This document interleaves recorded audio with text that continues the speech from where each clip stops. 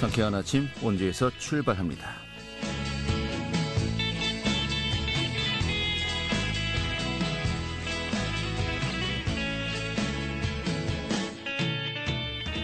안녕하십니까. 3월 7일 월요일 아침 인사드리겠습니다. 상쾌한 아침 원주에서 출발합니다. 진행의 한태호입니다. 자, 날이 갈수록 좀 건조함이 더욱더 심해지고 있습니다. 영동 지역의 화재 정말 조금 걱정이 되고 있는데요. 이 건조특보도 계속해서 강화가 되고 있죠. 당분간은 또 맑고 건조한 날씨가 계속해서 이어질 것으로 보입니다. 좀 단비 소식이 간절한 요즘인 것 같습니다. 자, 오늘 오전에 원주 지역의 기온이 영하 3도 정도고요. 낮 동안인 영상 9에서 10도 정도 예상되고 있습니다. 한 일주일 정도 지나서야 전국에 비가 내릴 것으로 보이는데 이 바짝 메마른 날씨에 곳곳에서 크고 작은 화재가 계속되고 있죠. 정말 화재 주의하셔야겠습니다. 또 꽃샘추위 오늘 낮부터 점차 누그러지겠고요. 다가오는 대선이란 봄 기운이 더욱 완연해질 것으로 전망이 되고 있습니다. 오늘 준비한 소식 살펴보도록 하죠.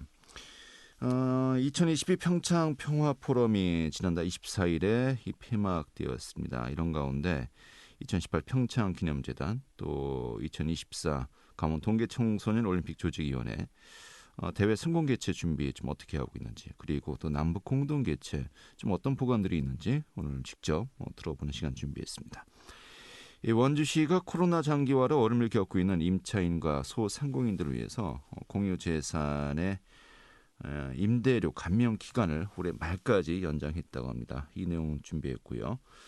또 코로나19 장기화로 역시 어려움을 겪고 있는 청년층의 주거비 부담을 덜어주기 위해서 시행되는 이 청년 월세 한시 특별 지원 사업, 이 사업의 시행 내용과 그 신청 방법도 살펴보도록 하죠. 3월 7일 월요일 상쾌한 아침 원주에서 출발하겠습니다.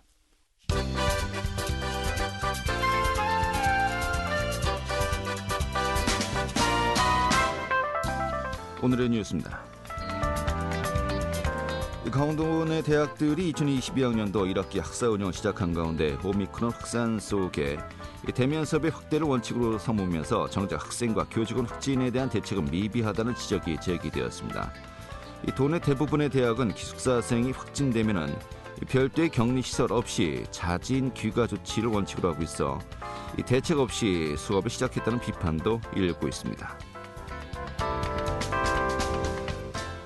식당과 카페 등 다중이용시설의 영업시간이 지난 5일부터 오후 11시까지로 현행보다 1시간 연장되었습니다.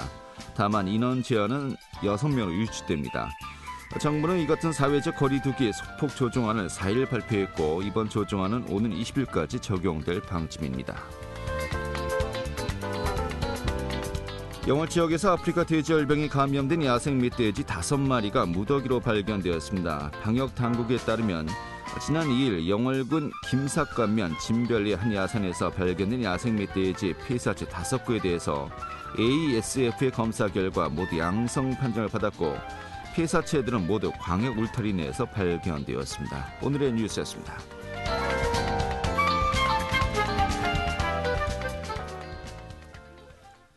네, 2022 평창 평화포럼이 지난달 24일에 폐막을 했습니다. 그리고 또 평창기념재단 또 강원 동계청소년 올림픽 조직위원회가 2024 대회 성공 개최 준비에 더욱더 속도를 낼 것으로 이야기를 했고요. 자, 이와 더불어서 과연 남북 공동 개최가 가능한지 그 가능성에 대해서도 많은 분들이 궁금해하고 있습니다. 오늘 평창기념재단의 유승민 이사장 연결해서요. 대회 준비 소식과 또 앞으로의 전망 들어보도록 하겠습니다. 여보세요? 네, 안녕하세요. 유승민입니다. 네, 반갑습니다. 우리 그 유승민 이사장님으로 제가 이제 소개를 해드렸습니다만은 현재 맡고 있는 직이 굉장히 많으세요. 아, 네. 뭐 탁구협회 회장이기도 하시고요. 네. 또 IOC 선수위원이기도 하시고 또 오늘 네, 평창기념재단 이사장이기도 합니다만은 본인은 어떤 그 직기 제일 본인이 좀 자연스러우십니까? 아, 저야 뭐 직에 상관없이 지금 일을 좀 하다 보니까요. 네. 그렇게 막 크게 뭐 어떤 직을 이렇게 좀 익숙하거나 이런 건 없는데요. 예. 아무래도 뭐 지금 이 강원도 관련된 일은 평창기념재단 이사장 자격으로 일을 많이 하다 보니까요. 네, 유승민 이사장이라고 많이들 불러주시고 계십니다. 알겠습니다. 네. 아니 근데 정말 많은 분들이 기억하시는 게 그 아테네 올림픽 때 금메달리스트 아니겠습니까? 네. 그 정말 그렇습니다. 현역으로 선수 생활을 하던 게 엊그제 같은데 네. 경력을 보면 월드급이에요. 아, 축하드리겠습니다. 이번에 또 네.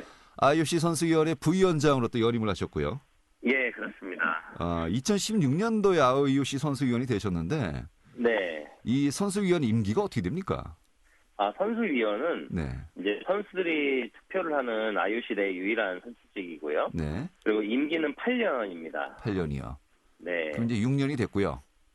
네, 그렇습니다. 2년 남으셨군요. 네. 다음 올림픽 때까지 이제 선수위원을 또 맡게 되는 건데 그만큼 지금 그 선수위원회 부위원장으로 또 연임도 했고요. 네. 지금 여러 가지 또 많은 계획들도 또 이제 그 오늘 이 청소년 동계올림픽 관련 이야기도 해야 되겠습니다만은 이 스포츠 외교 정말 어떤 중심으로서 많은 역할을 하셔야 될 것 같아요. 우선은 제가 임기 동안에 두 번의 올림픽이 대한민국에서 열리는데요. 네. 네, 하나는 2018 평창 동계올림픽이고요. 두 번째는 강원 2024인데요. 네. 저 개인으로서도 굉장히 영광이긴 하지만 일단은 이 부분을 계기로 해서 정말 스포츠 외교력을 더 끌어올려야 된다는 책임감도 막중하게 생각하고 있습니다. 알겠습니다. 좀 그와 관련된 또 이야기를 나누도록 하겠는데요. 2018 평창기념재단 좀 어떻게 설립된 기관이고요. 또 평소에 어떤 업무를 맡고 있는 곳입니까? 예, 저희 2018 평창기념재단은요. 그 2018년 동계올림픽이 성공적으로 개최됨으로 해서 거기서 나온 이익금 가지고 설립이 됐고요. 네. 그 평창 동계올림픽이 사실 동계올림픽을 준비하는 기간, 동계올림픽 대회 기간, 그리고 동계올림픽 끝나고 난 유산에 대해서 어떻게 활용할 것인지에 대해서 고민을 보통 하는데요. 네. 저희 기념재단은 그 평창 동계올림픽 이후에 그 동계올림픽에 남긴 그 유산을 어떻게 관리 보존하고 개선시킬 것인지에 대해서 사업하고 그리고 고민하고 그리고 발전시키는 역할을 하고 있습니다. 알겠습니다. 뭐 이건 계속해서 유지가 돼야 되는 이제 사업들인데 당장에 가장 또 우선시하고 또 역점을 둬야 되는 사업이 바로 2년 뒤에 이 동계 청소년 올림픽 대회가 아닌가 싶기도 합니다만은 지금 2024 동계 청소년 올림픽 이게 어떤 의미가 있는 대회이고요. 또 어떻게 추진되는지 좀 개요부터 좀 얘기해 주시죠. 예. 일단 청소년 우리 동계올림픽은요. IOC가 주관하는 전 세계적인 청소년 스포츠 대회로서 15세에서 18세 청소년들이 참가하는 대회입니다. 그 하계는 첫 번째 대회가 2010년도에 싱가포르에서 열렸고요. 네. 그 동계는 2012년도에 이제 그 오스트리아 인스부르크에서 열렸는데요. 네. 그 매 4년 주기로 이제 열리는 대회고요. 이번 강원 2024 대회는 네 번째로 개최되는 대회입니다. 특히 이 동계 청소년 올림픽은 아시아 지역에서 처음 열리는 대회이다 보니까요. 예. 많은 IOC 위원들이나 전 세계 스포츠 관계자들이 굉장히 기대를 많이 걸고 있는 대회입니다. 네, 알겠습니다. 이게 또 평창 동계올림픽에서 활용되었던 시설들이 또 이번에 또 많이 좀 활용할 수 있는 거 아니겠습니까? 네, 그렇습니다. 이게 2018년도 올림픽 이후에 6년 뒤에 열리는 올림픽이다 보니까요. 이게 평창 동계올림픽의 레가시의 네. 어떤 그 발전 그리고 정점을 찍을 수 있는 대회라고 생각을 합니다. 네. 사실 동계올림픽이 끝나고 나서 많은 분들이 우리 평창 동계올림픽에 대한 향수라든가 여러 가지를 굉장히 그리워하시는 분들이 계시는데요. 물론 청소년 올림픽이지만 사실 청소년 올림픽이 동계올림픽보다도 볼거리가 더 많을 수 있습니다. 왜냐하면 이 경쟁에만 몰두하는 게 아니고요.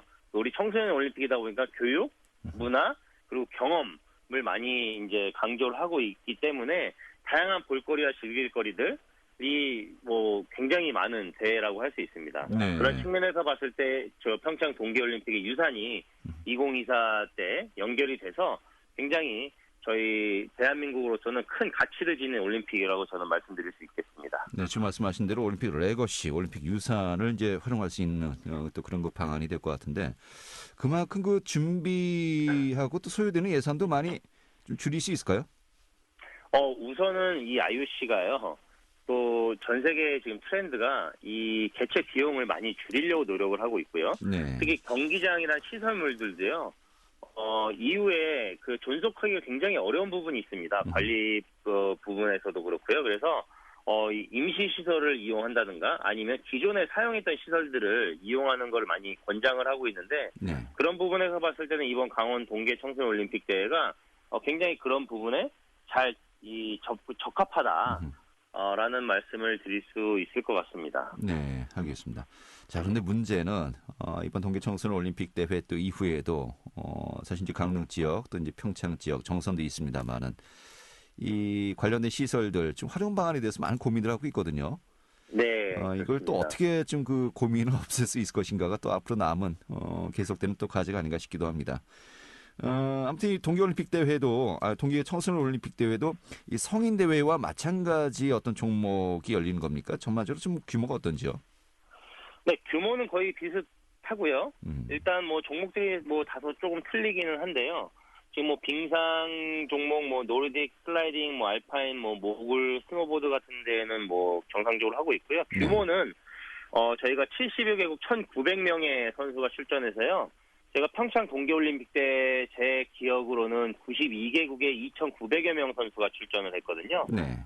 네, 그래서 그거보다는 좀 작게 출전하기는 하지만 여러 가지 이벤트들이 좀 청소년들이 하는 대회이다만큼 뭐 다양하게 저희가 세팅을 좀 하려고 하고 있습니다. 네. 그때쯤이면 코로나도 이제 좀 과거의 일이 되겠죠? 제발 좀 그랬으면 좋겠습니다. 네, 지금 많은 선수들이 다닐 때 뭐 해외 이제 시합을 다니거나 전지훈련을 다닐 때 많은 어려움을 겪는데 특히 이 동계 종목 같은 경우에는 전지훈련 비율이 꽤 높고요. 네. 또 전지훈련 다닐 때 이런 장비나 이런 부분들에 대해서 굉장히 민감하게 저희가 좀 잘 다뤄야 되는데 이런 코로나 때문에 사실 그런 부분이 어려움이 꽤 많이 있는 걸로 알고 있습니다. 이 시기상으로 보면은 성인 올림픽도 있습니다만은 정말 코로나가 완전히 진정되고 만날 수 있는 또 최초의 IOC 관련 대회가 되지 않을까라는 또 가능성도 클 것 같습니다. 네, 저희도 그렇게 기대를 하고 있습니다. 알겠습니다. 이제 뭐 큰 공사는 할 게 없습니다만은 그래도 정말 여러 가지 많은 준비를 해야 하지 않겠습니까? 또 2년이란 시간 결코 또 길지 않은 시간 같기도 하고 좀 어떤 점에 좀 주안점을 두고 현재 준비들을 하고 있습니까? 사실 저희 조직위가 그 3단계에 걸치는 계획을 수립을 했는데요. 첫 번째는 계획 수립 단계고요. 네. 두 번째는 이제 대회 준비 단계. 이제 세 번째는 이제 대회 실행 단계인데 지금 올해의 1년간은 대회 준비 단계입니다. 그래서 분야별 세부 계획을 세워서 우리 참가하는 선수단들이 좀 이런 불편함이 없도록 철저하게 준비하는 게 이제 저희 목표고요. 네. 또 저희는 이제 기념재단대로 또 그 평창 레가시 사업을 어떻게 그 강원 2024 동계올림픽 전후로 이거를 많이 알리고 더 발전시킬 것인지에 대해서 고민을 하고 있습니다. 네. 특히 눈이 없는 나라의 선수들을 초대해가지고 올림피언으로 키우는 저희 신남방 사업이라든가 슬라이딩 사업이라든가 또 강원도에서 또 지원 사업을 이번에 통과시켜서 또 2024 때 그 눈이 오지 않는 나라의 선수들을 발굴해가지고 육성하는 어떤 그런 프로그램들 다양하게 지금 운영을 하고 있습니다. 그런 것들이 이번 동계올림픽 성공 개최하는데 조금이나 도움이 될 거라고 확신을 하고 있고요. 또 동계올림픽 끝나고 난 다음에도 이 동계 선수들의 저변 확대라든가 동계올림픽을 알리는데 좀 주안점을 두고 있습니다. 네, 알겠습니다. 자, 그리고 이 대회 활용 정점이라 할 수 있겠죠. 사실 처음에 이 대회가 유치될 때부터 계속해서 논의가 이루어졌고 가능성을 많이 또 타진하고 있는 것으로 알고 있습니다만은 이제 이게 또 정치적인 환경과 또 많이 또 연동될 수밖에 없겠습니다만은 남북 공동 개최 좀 많이 이제 이것도 좀 피력하고 있는 걸로 알고 있습니다만은. 지금 현재 어떤 작업들이 이루어지고 있는지 또 그 작업들을 토대로 좀 가능성 어느 정도로 보십니까? 현재로서는 사실 그 부분에 대해서는 명확히 답변을 드리기가 좀 어려울 것 같습니다. 왜냐하면은 저희가 도쿄올림픽을 준비하는 과정에서 다소 이제 그런 소통의 부재가 있었던 건 사실이고요. 네. 좀 다소 경색돼 있는 부분이 있기 때문에 다만 그런 부분들을 다시 한번 스포츠로 다시 한번 이런 거를 평화 무드를 조성을 하고 풀 수 있지 않을까. 또 2018 평창 동계올림픽이 남긴 가장 큰 유산은 평화라는 유산이거든요. 네. 그래서 그런 부분들을 내심 기대는 하고 있지만 사실은 지금 단계에서는 명확하게 이제 북한하고 어떤 소통을 하고 있다라고는 말씀드릴 수가 없을 것 같고요. 다만 우리가 준비하는 데에서는 항상 이 문호를 열어놓고 또 북한이 참여 또는 함께 할 수 있는 부분을 저희가 염두에 두고 준비를 하고 있는 걸로 알고 있기 때문에 그런 부분에서는 항상 언제든지 저희가 준비가 돼 있다라고 말씀을 드릴 수 있습니다. 알겠습니다. 현재 IOC 선수위원이고 또 이 청소년 동계올림픽 대회 조직위원회 부위원장이기도 하시고요. 어떻게 보면 가장 이런 또 정보를 일선에서 확실하게 아시는 분 아니겠습니까? 만약에 변화가 있으면요. 네. 좀 이제 가시적인 어떤 그 여러 가지 이야기할 게 있으면요. 바로 말씀 주셔야 됩니다. 네, 그렇게 하도록 하겠습니다. 알겠습니다. 네. 조만간에 바로 또 연락을 드릴 수 있는 일이 있었으면 좋겠네요. 네, 알겠습니다. 저도 기다리고 있겠습니다. 네, 오늘 이렇게 정리하겠습니다. 고맙습니다. 네, 감사드립니다. 네, 이 평창기념재단의 유승민 이사장이었습니다. 알찬 정보, 생생한 현장의 소식을 전해드립니다. 리포터 현장. 네, 코로나가 장기화되면서 이 어려움을 겪고 있는 임차인 또 소상공인들 이런 분들의 지원에 힘쓰기 위해서 원주시가요. 이 공유재산 임대료 감면 기간을 연장하고 또 그 밖에 여러 가지 소상공인 지원 사업을 펼친다고 합니다. 관련된 내용 리포터 취재해서 좀 들어보도록 하겠습니다. 전화 연결하도록 하죠. 추인의 리포터. 네, 안녕하세요. 네, 반갑습니다. 자, 공유재산의 임대료 감면 기간이 올해 말까지 연장되었다고 들었는데 먼저 공유재산 좀 어떤 게 해당되는지 또 어떻게 진행되는지 좀 설명부터 해주시죠. 네, 먼저 공유재산은 지방자치단체가 공공의 목적을 위해 소유한 걸 말하는데요. 보건소나 체육관, 복지관, 경로당, 도로, 다리 등이 공유재산에 속합니다. 현재 원주시에서 임대료를 감면해주는 업소로는 시청사, 도서관, 체육시설, 공공시설 안에 입점한 매점과 매장, 그리고 중앙시장, 상가, 토지, 주차장 등이 해당합니다. 이 공유재산을 상업용, 업무용으로 쓸 경우에만 감면받을 수 있고요. 주거용, 경장용인 경우나 영업용 대부자가 대기업인 경우에는 임대료를 감면받을 수 없습니다. 거리두기 강화로 폐쇄 또는 휴업한 도서관, 실내 체육시설에 입주한 업소에 도움을 주기 위한 지원이기 때문인데요. 현대는 이런 공유재산에 입주해 있는 9개 업소에 임대료 감면과 또 고정비용 손실에 대한 도움을 주고 있습니다. 코로나 확산 이후 사업장을 폐쇄하거나 휴업한 업소는 9개소이고 영업용으로 계속 사용하는 업소는 80개소입니다. 휴업 없이 공유재산을 사용하고 있는 경우에도 연간 손실은 계속 발생하고 있기 때문에 1년에 이 80개 업소에도 임대료 2억 원을 감면해주고 있습니다. 단 모든 임대료를 감면해주는 건 아니고 코로나가 발생한 2020년 3월 1일을 최초 재난시기로 적용하고요. 올해 연말까지 최대 80%까지 임대료 감경을 이어갈 예정입니다. 원주시청 회계과 김영수 재산관리팀장 이야기 들어보겠습니다. 공유재산이란 자치단체가 공공의 목적을 위해 소유하는 것으로 공평할 공과 있을 유라는 한자의 뜻에서 알 수 있듯이 우리 시민에게 누구나 공평하게 사용할 수 있어야 할 재산이며 예로 우리가 매일 이용하는 도로, 다리, 시민의 휴식 공간으로 사용하는 공원, 수목원, 건강복지를 위한 보건소, 체육관, 복지관, 경로당 등 다양한 모습으로 친근하게 존재하고 있습니다.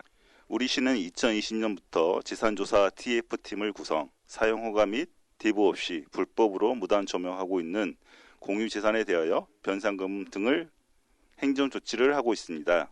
앞으로도 시민의 재산을 적법하게 관리, 사용될 수 있도록 노력하겠습니다. 네, 공유재산 임대료 감면 기간이 연장되었고요. 그 외에 좀 소상공인들이 도움을 받으시는 프로그램 어떤 것들이 있을까요? 네, 먼저 원주시는 소상공인 특례 보증 지원 사업을 운영 중입니다. 은행에서 신용과 부동산 문제로 대출이 어려운 분들께 보증서 발급을 지원하는 제도인데요. 보증료를 연 0.8% 우대 적용하고 3천만 원까지 보증 한도 사정 생략 등 특례 보증을 지원하고 있습니다. 자세한 내용은 원주시청 홈페이지 공고에서 확인할 수 있는데요. 또 소기업, 소상공인 방역물품 지원 사업 신청을 받고 있습니다. 방역 패스 의무가 적용됐던 식당, 카페, 노래 연습장, 실내 체육시설, 학원, PC방 등 16개 업종 소기업과 소상공인을 대상으로 하는 사업인데요. 업체당 최대 10만 원을 지원하고 있습니다. 마스크와 손 세정제 같은 방역 관련 물품도 지원하고요. 오는 3월 25일까지가 신청 기간인데요. 이 기간 동안 신청하지 않을 경우 국비를 반납해야 한다고 하니 대상자분들은 꼭 신청해 지원금을 받으시기 바랍니다.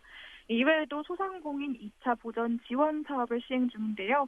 자세한 이야기 원주시청 경제진흥과 이병철 과장에게 들어보겠습니다. 원주시에서는 코로나19 장기화로 어려움을 겪고 있는 소상공인에게 경영안전자금 2차 보전 지원 사업을 시행하고 있습니다.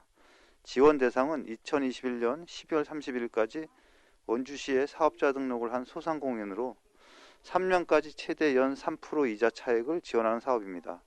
신청 방법은 원주시와 협약을 맺은 은행에 방문해서 대출 가능 여부를 확인한 후 구비서류를 원주시청 구청 경제진흥과에 방문하여 신청하시면 되겠습니다.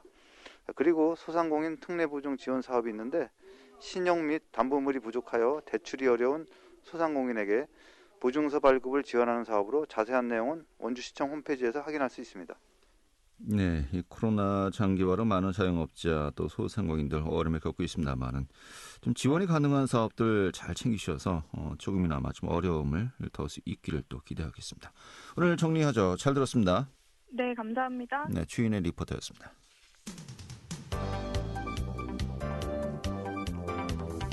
생생한 현장, 유익한 생활 정보를 전해드리겠습니다. KBS 원주라디오 상쾌한 아침 원주에서 출발합니다를 함께하고 있습니다. 네, 월세 등 임대료 증가에 따라서 좀 어려움을 겪고 있는 청년층의 주거비 부담을 덜기 위해서 이 청년 월세 한시 특별 지원 사업이 시행된다고 합니다. 이 강원도에서 청년들의 안정적인 주거 지원을 하겠다는 것인데요. 지금 사업 내용과 신청 방법 살펴보도록 하죠. 강원도청의 이준호 건축과장 연결하겠습니다. 과장님. 예, 안녕하세요. 건축과장 이준호입니다. 예, 반갑습니다. 자, 강원도가 이번에 지원하는군요. 청년 월세 한시 특별 지원 사업. 이게 어떤 사업입니까?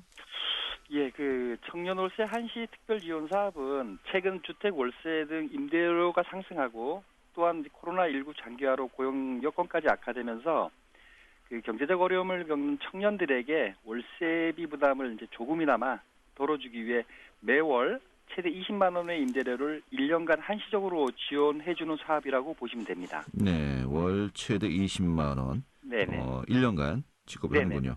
네네. 그러면은 이게 모든 청년들이 지원받을 수 있는 겁니까? 뭐 자격 기준이 어떻게 됩니까? 예, 일단 대상자는 만 19세에서 34세 이하 청년이 대상이 되고요. 네. 또 기본 조건이 있는데 부모님과 별도 거주하여야 하고 또 보증금이 5천만 원 이하이면서 월세가 60만 원 이하인 주택에 이제 거주하는 무주택 청년이 대상이 되는 겁니다. 네. 또 일부 소득 기준도 요건이 맞아야 되는데요. 청년 원가구의 소득 기준이 중위소득 100% 이하이면서 또 청년 가구 소득 기준이 중위소득 60% 이하일 경우 지원 대상이 됩니다. 네. 신청 기간은 이제 금년 4월부터 내년 4월까지 1년이고요. 네. 신청은 복지로고 사이트에서 인증 절차를 거쳐 신청할 수도 있고요. 아니면 관할 주민센터 방문을 통해서 직접 신청도 가능합니다. 네, 알겠습니다. 제출 서류도 있는데 이거는 이제 지원 신청서라든가 통장사본 여러 가지 관계 서류가 필요하고요. 신청이 되면은 이제 7월부터 이제 결정 통보를 해서 8월부터는 이제 지원을 받을 수가 있을 겁니다. 8월부터 가능한 거군요. 네네. 지원 직접 지원이요. 네네. 좀 다시 한번 정리하겠습니다. 무주택 청년은 이제 물론 독립가구여야 되겠죠. 네. 본인은 기준 중위소득 60% 이하, 또 부모님 포함 원가구의 소득 기준은 중위소득 이제 100% 이하여야 네네. 된다는 것인데, 네네. 이 금액으로 치면 어느 정도가 되는 겁니까, 구체적으로?